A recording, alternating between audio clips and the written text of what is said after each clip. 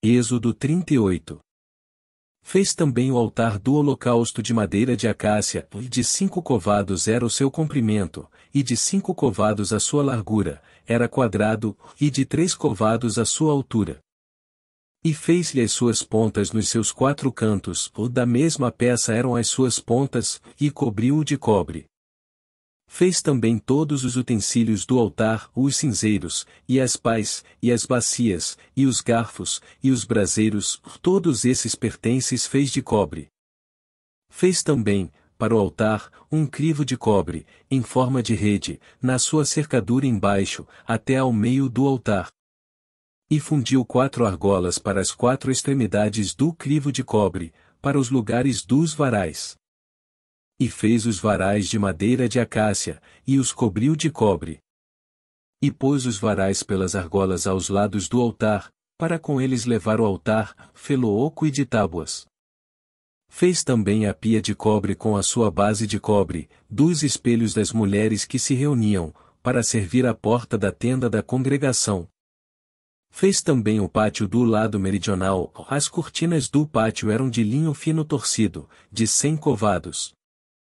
As suas 20 colunas e as suas 20 bases eram de cobre, os colchetes destas colunas e as suas molduras eram de prata.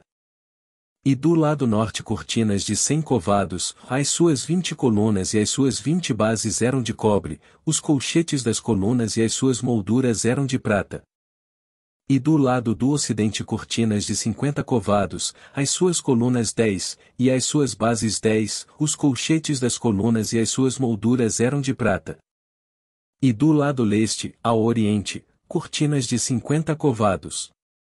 As cortinas de um lado da porta eram de 15 covados, as suas colunas 3 e as suas bases 3.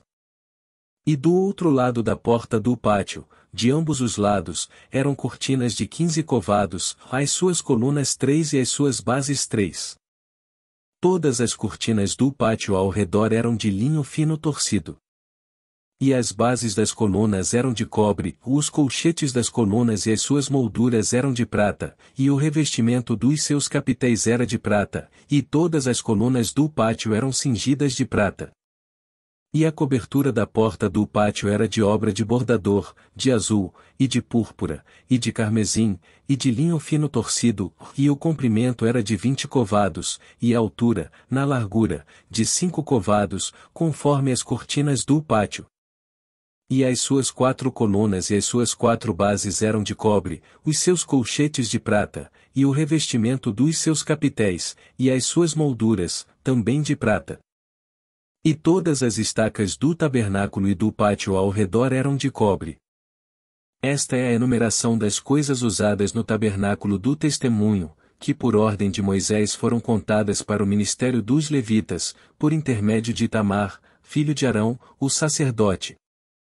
Fez, pois, Bezalel, o filho de Uri, filho de Hur, da tribo de Judá, tudo quanto o Senhor tinha ordenado a Moisés.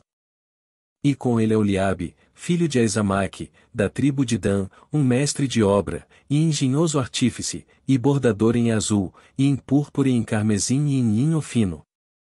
Todo o ouro gasto na obra, em toda a obra do santuário, a saber, o ouro da oferta, foi 29 talentos e 730 siclos, conforme ao ciclo do santuário.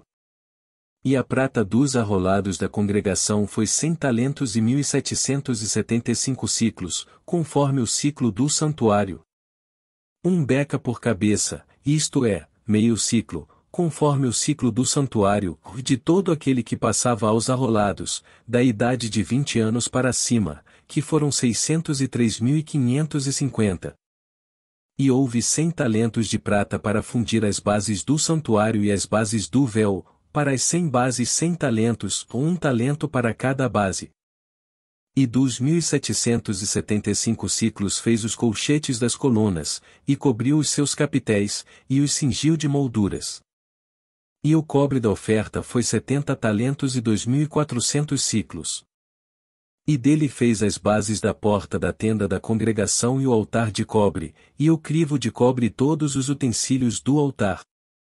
E as bases do pátio ao redor, e as bases da porta do pátio, e todas as estacas do tabernáculo e todas as estacas do pátio ao redor.